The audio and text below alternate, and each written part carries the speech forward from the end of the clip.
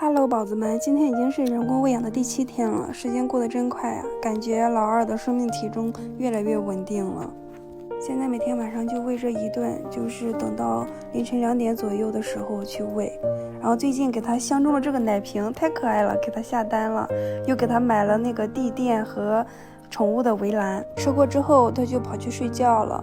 我给它又放进这个纸箱里了，底下放了一个暖宝宝，上面又放了一个毯子，然后毯子的上面又放了一个尿垫，最后把华子往上一盖，再派他的4大守护神守护他的健康。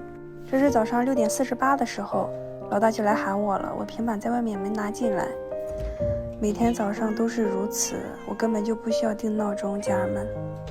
本来还打算再睡一会儿的，就感觉有声响，然后抬头一看，老大在这偷喝水呢，真的服了，你看他的小爪子。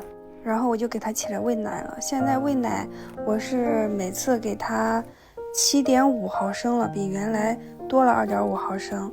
我感觉他现在挺能吃的，比前2天能吃多了。吃完饭我就把他放在这个窝里，老大的窝里睡觉了。我感觉这个毯子他挺喜欢的。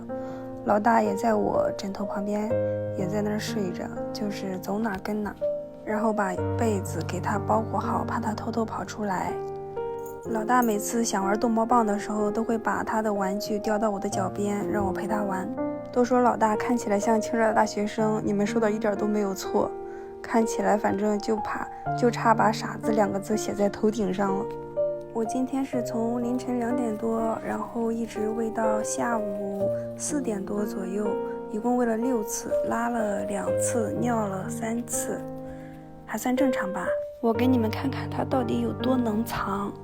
你看这打眼一看就不知道狗在哪呢，我以为在被子里面，然后被子里面我找了也没有，我想着可能在哪个缝里吧，我摸这儿摸摸那，就一直都没有找到它。然后最后在那个右上方的那个角落里，在那趴着睡觉呢，而且它老爱倒立睡觉，这什么毛病啊？小宝太可爱了，怎么能这么可爱呢？摇头晃脑的。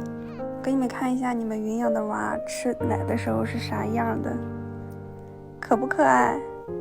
太可爱了，家人，怎么这么可爱呢？是我对他有光环吗？你们看他可爱不？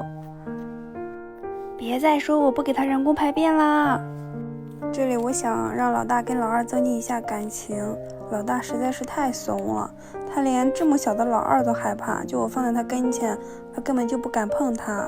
老二动一下他都吓死，直接弹飞。这是老二刚吃完奶，在这趴着睡着了，然后老大也躺在我的腿边，一切岁月静好的感觉。